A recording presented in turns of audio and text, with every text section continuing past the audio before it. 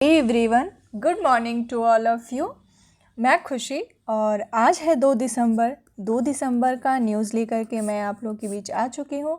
तो आज हम लोग देखते हैं कि इस वीडियो में 2 दिसंबर का न्यूज़ का डिस्कशन क्या है और क्या हम लोग न्यूज़ का निचोड़ निकाल सकते हैं। तो चलते हैं हम लोग पहले क्वेश्चन पे, क्या है न्यूज़ देखते हैं।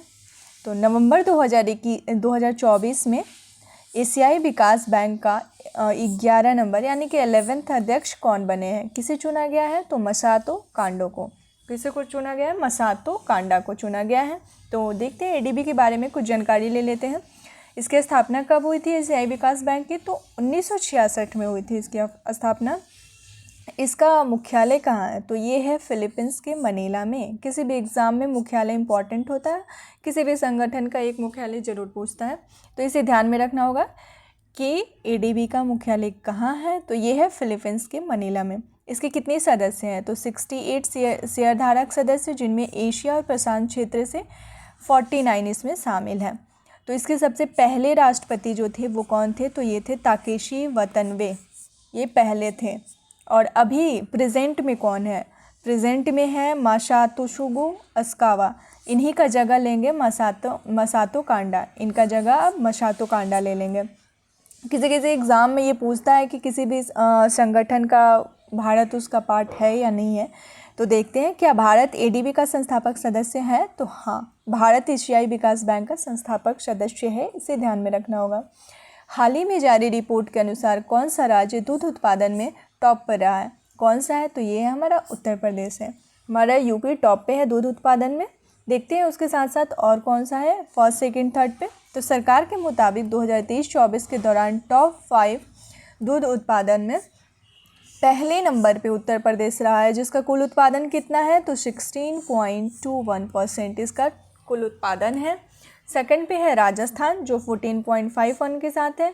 थर्ड पे है एमपी जो कि 8.91% है। और फोर्थ पे है गुजरात 7.65% और 5 पे है महाराष्ट्र। तो अक्सर एग्ज़ाम में 5 का तो नहीं, लेकिन 3 जरूर पूछता है। तो ध्यान में रखना है कि फर्स्ट, सेकंड, थर्ड कौन सा है। तो फर्स्ट है उत्तर प्रदेश, सेकंड है राजस्थान और थर्ड है एमपी। ये तीनों सीरीज से याद रखना होगा। अंतर्राष्ट्रीय पर्यटन मार्ट के 12वें संस्करण का उद्घाटन कहाँ किया गया है? तो ये किया गया है असम के काजीरंगा नेशनल पार्क में। ये काजीरंगा कहाँ है? तो असम में है, जहाँ पे 12वें संस्करण का उद्घाटन हुआ है अंतर्राष्ट्रीय पर्यटन मार्ट का। तो हाल ही में असम के काजीरंगा में अंतर्राष्ट्रीय पर्यटन मार्ट का उद्घाटन किया गया। ये अंतर्राष्ट्रीय पर्यटन मार्ट का कौन सा संस्करण था? 12वां संस्करण था। इसका उद्घाटन केंद्रीय पर्यटन और संस्कृति मंत्री श्री गजेंद्र सिंह शेखावत ने किया। ये कौन है? तो ये केंद्रीय पर्यटन और संस्कृति मंत्री हैं, जो 26 से 29 नवंबर 2024 तक आयोजित किया जा रहा है। इस वर्ष के मार्ट में कई तरह की गतिविधियां शामिल हैं, जैसे कि राज्य सरकार द्वारा प्रस्तुतियाँ, B2B बैठक, रोजगार, नवाचार, ये सारे क्या है इसमें गतिविधि शामिल है। तो काजीरंगा राष्ट्रीय उद्यान के बारे में देखते हैं। ये असम में है, इसका क्षेत्रफल है 42,996 हेक्टेयर। और इसका राष्ट्रीय उद्यान कब इसको घोषित किया गया था? तो ये 1974 यानी कि 1974 में इसको राष्ट्रीय उद्यान घोषित किया गया था। और 2007 तक ये टाइगर रिजर्व था। ठीक है, इसके किसके लिए ये जो काजीरंगा राष्ट्रीय उद्यान है किसके लिए फेमस है? तो एक सींग वाले गैंडे के लिए है। ये फ्रिक्वेंटली किसी भी एग्ज़ाम में पूछा जाता है कि काजीरंगा राष्ट्रीय उद्यान जो है ये किसके लिए प्रसिद्ध है। तो ये ध्यान में रखना है कि एक सींग वाले गैंडे के लिए प्रसिद्ध है। और ये एक यूनेस्को की विश्व धरोहर घोषित, मतलब कि 1985 में इसे यूनेस्को का विश्व धरोहर घोषित किया जा चुका है काजीरंगा राष्ट्रीय उद्यान को। भारत के पहले ग्रीन हाइड्रोजन फ्यूल स्टेशन का उद्घाटन कहाँ किया है? ग्रीन हाइड्रोजन फ्यूल स्टेशन का उद्घाटन लद्दाख के लेह में किया गया है। तो हिमाचल प्रदेश के नफ्ता झाकरी हाइड्रो पावर स्टेशन में भारत का पहला ग्रीन हाइड्रोजन पायलट प्रोजेक्ट स्थापित किया गया है। इसकी स्थापना सतलज जल विद्युत निगम द्वारा किया गया है। कौन इसका स्थापना किया है? तो सतलज जल विद्युत निगम किया है। इसकी क्षमता क्या होगी? 1500 मेगावाट होगा। इसके साथ ही 25 किलोवाट क्षमता के ईंधन सेल के जरिए बिजली भी पैदा करेगा। तो इसका ध्यान रखना है कि ये कहाँ पे है? तो लद्दाख के लेह में है। ये मंत्रालय के विद्युत मंत्रालय के नियंत्रण में मिनी रत्न श्रेणी वन सार्वजनिक क्षेत्र का उपकरण है। किस मंत्रालय के हैं? तो विद्युत मंत्रालय के हैं। हिमाचल प्रदेश में भारत के सबसे बड़े 1500 megawatt naphtha झाखरी hydro power station को संचालित कर रहा है। ये किसको संचालित कर रहा है? तो नाफ्ता झाखरी हाइड्रो पावर स्टेशन को संचालित कर रहा है। इसका लोकेशन मेन है, याद रखना है कि लद्दाख के लेह में। बाड़े आतंकी हमले का मुकाबला करने के लिए एनएसजी का अस्थायी केंद्र कहाँ बनाया गया है? या आतंकी हमले का मुकाबला करने के लिए इसका जो एनएसजी का अस्थायी केंद्र है, इसको कहाँ बनाया गया है? तो ये जम्मू कश्मीर में बनाया गया है। देखते हैं जम्मू कश्मीर में कहाँ। तो केंद्रीय गृह मंत्रालय ने किसी भी बड़े आतंकी हमले का मुकाबला करने के लिए जम्मू शहर में राष्ट्रीय सुरक्षा गार्ड का एक अस्थायी केंद्र बनाया है। एनएसजी का राष्ट्रीय सुरक्षा गार्ड का एक अस्थायी केंद्र बनाया गया। कहाँ पे? जम्मू कश्मीर में।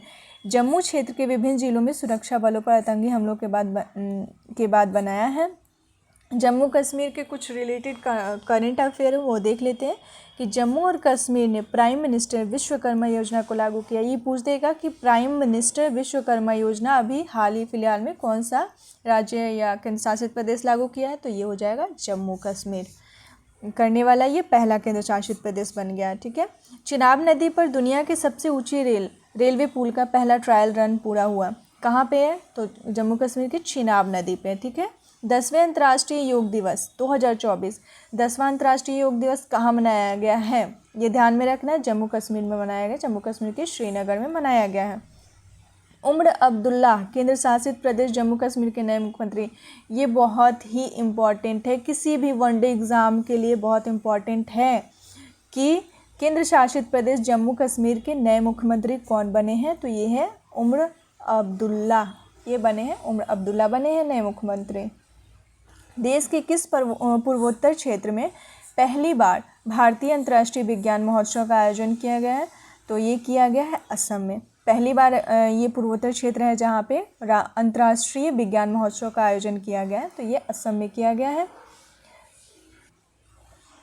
पहली बार देश के पूर्वोत्तर क्षेत्र में प्रतिष्ठित भारत अंतर्राष्ट्रीय विज्ञान महोत्सव का आयोजन किया जाएगा, जो भारतीय प्रौद्योगिकी संस्थान गुवाहाटी 30 नवंबर से 3 दिसंबर, यानी कि अभी भी ये चल रहा है। अभी हम लोग 2 दिसंबर को न्यूज़ का डिस्कशन कर रहे हैं, जिसमें है कि 30 नवंबर से 3 दिसंबर 2024 तक 10वें भारत अंतर्राष्ट्रीय विज्ञान महोत्सव 2024 की मेज़बानी करेगी। कौन किया है? तो असम। ये कितने नंबर का है? तो ये 10वें नंबर का है।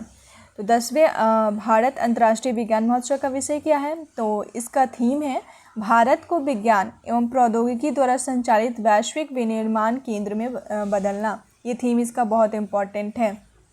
किसी भी विज्ञान महोत्सव का थीम बहुत इम्पॉर्टेंट होता है।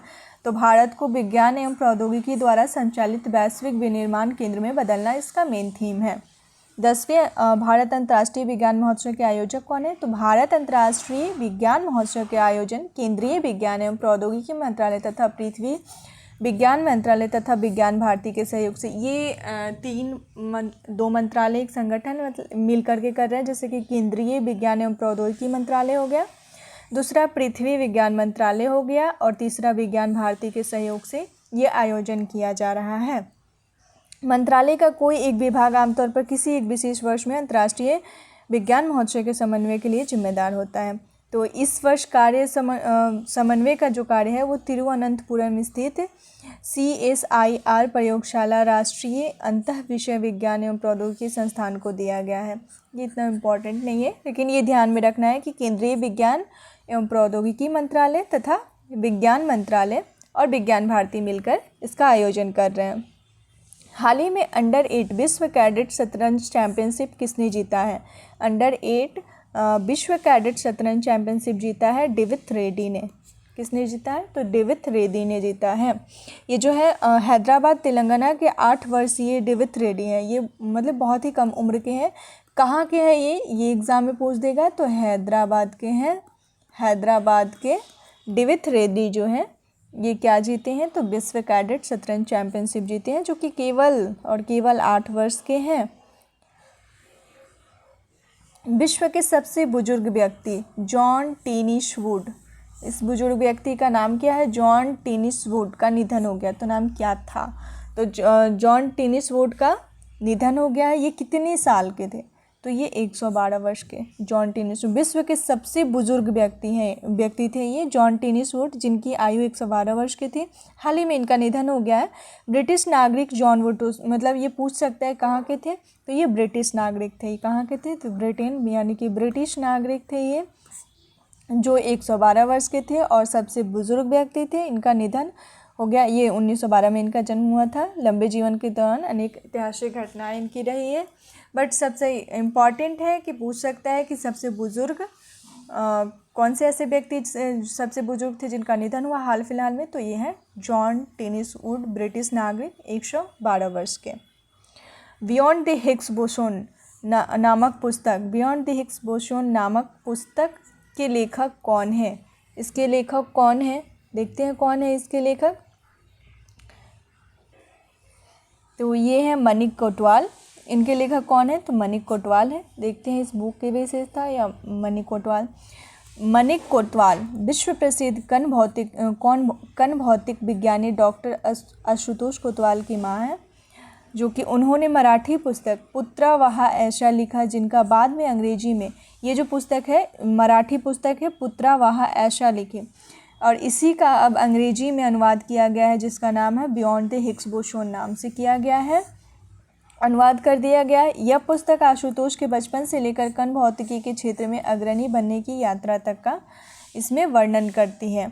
तो देखते हैं मनिक कोतवाल, वह एक सुप्रसिद्ध मराठी लेखिका है। उन्होंने अपने बेटे की उपलब्धि और विज्ञान के क्षेत्र में अन्य उल्लेखनीय हस्तियों के बारे में इसमें जिक्र किया है। तो उनकी मराठी पुस्तक पुत्र वहा ऐशा को आलोचनात्मक प्रशंसा मिली और उन्हें अशोक तिलक पुरस्कार से सम्मानित किया गया। इसको अशोक तिलक पुरस्कार भी मिल चुका है।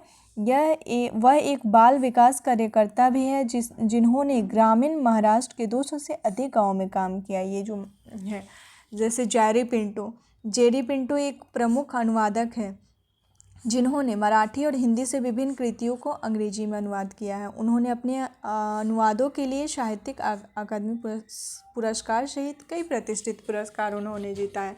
तो मेन इसका क्या है कि ये इसके लेखक कौन है, एग्ज़ाम में पूछता है कि बियॉन्ड द हिग्स बोसोन, या अभी बहुत चर्चे में रहा है और इसका अंग्रेजी में अनुवाद हुआ है। तो ये कौन किया है, इस पुस्तक के लेखक कौन है, तो मनिक कोतवाल है, इसको ध्यान में रखना है।